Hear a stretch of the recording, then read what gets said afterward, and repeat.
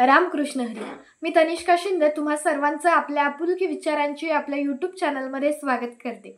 मित्रांनो, आजपासून आपण आपल्या चॅनलवरती यशाकडे वाटचाल कशी करायची या विषयावरती व्हिडिओ पाहणार आहोत. आता हा विषय एका व्हिडिओमध्ये स्पष्ट होण्यासारखा नाहीये, म्हणून मी छोट्या छोट्या मुद्द्यांमधून हा विषय स्पष्ट करण्याचा प्रयत्न करणार आहे. आता जसं मी म्हटलं की आपल्याला यशाकडे वाटचाल करायची, तर त्यासाठी आधी आपल्याला अपयशातून मुक्त होणं गरजेचं आहे. मग अपयशातून मुक्त होण्यासाठी आणि यशाकडे वाटचाल करण्यासाठी मी आजचा मुद्दा जो घेतलेला आहे तो म्हणजे जर आणि तर याच्या ओढ्याताणीतून स्वतःला बाहेर काढायचं. जर तुम्हाला अपयशातून मुक्त व्हायचे आणि यशाकडे वाटचाल करायची तर स्वतःच्या मनाला जर आणि तर या दोन्ही गोष्टींमधून बाहेर काढावं लागेल. म्हणजे नेमकं काय करावं लागेल तुम्हाला समजलं नसेल मला काय म्हणायचंय. बघा, आपल्या आयुष्यामध्ये ना भूतकाळात अशा काही गोष्टी घडलेल्या असतात ज्या गोष्टींवरती आपण विचार करतो की जर मी ती गोष्ट केली नसती तर फार बरं झालं असतं, जर मी ही अमुक गोष्ट केली असती तर फार बरं झालं असतं. म्हणजे ज्या गोष्टींमध्ये परिवर्तनच घडून येणार नाहीये, ज्या गोष्टी आपण बदलू शकणार नाही, त्या गोष्टींवरती आपण जर आणि तरचा विचार करतो. जर माझ्याकडे पैसा असता तर फार बरं झालं असतं, जर माझ्याकडे बंगला असता तर फार बरं झालं असतं, जर मला अभ्यासच करावा लागला नसता तर फार बरं झालं असतं, जर माझी बायको सुंदर असती तर फार बरं झालं असतं. दादा, तू आता ती बायको बदलून दुसरी लग्न करू शकणार आहे का? नाही.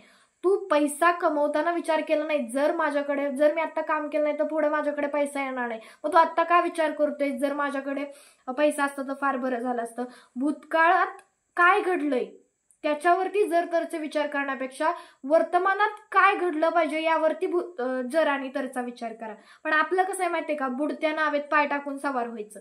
जी नाव आपल्याला अंधाराकडे घेऊन जाते ती नाव म्हणजे जर आणि तरची. आपण फक्त त्याचाच विचार करणार आणि या सगळ्यामुळं आपण अंधारात जाऊन पडतो आणि तिथून उजेडाकडे जाण्याचा रस्ता आपल्याला दिसत नाही. मग सगळ्यात महत्वाची गोष्ट, जर आणि तरचे विचार मनातून काढून टाकायचे. आणि जमत नसतील एवढेच जर तुम्हाला निगेटिव्ह थॉट्स येत असतील तर सगळ्यात महत्वाची आणि मोठी गोष्ट ती म्हणजे तुम्ही काय करायचं, जर आणि तरचे पॉझिटिव्ह वेने विचार करायचे. म्हणजे कसे करायचे? जर मी आत्ता काम केलं तरच तुझ्याकडे पुढे पैसे येणार आहेत हे स्वतःच्या मनाला सांगायचं. जर मी आत्ता अभ्यास केला तर पुढचे दिवस मला चांगले येणार आहेत हे स्वतःच्या मनाला सांगायचं. आणि असे पॉझिटिव्ह विचार करायचे.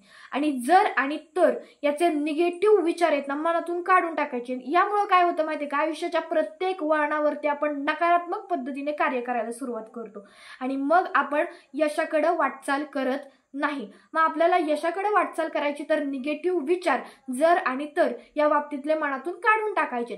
सगळ्यात महत्वाची गोष्ट बघा, जर आणि तरचे विचार फक्त तात्पुरते मनातून काढून टाकायचे नाही, ते कायमस्वरूपी टाकायचे काढून. का बरं? एक उदाहरण सहित सांगायचं झालं तर बघा, तुमच्या एका मित्राला भूक लागली म्हणून तुम्ही त्याला पाण्यातून मासा काढून त्याला खायला दिला. त्याची पहिली भूक भागेल. 2दा दिला, 3दा दिला, 10 वेळा दिला. 11व्या वेळेस तुम्हाला कंटाळा येईल की नाही? येईल ना.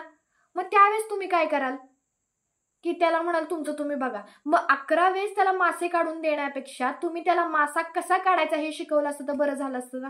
म्हणजेच मला तुम्हाला सांगायचंय, जर आणि तर या गोष्टींचा तात्पुरता विचार बंद करण्यापेक्षा ते विचारच मनामध्ये आले नाहीत पाहिजेत आणि वास्तविकामध्ये जगायला आपल्याला भाग पाडता आलं पाहिजे स्वतःला. आणि यामुळेच आपण यशाकडे वाटचाल करू शकतो.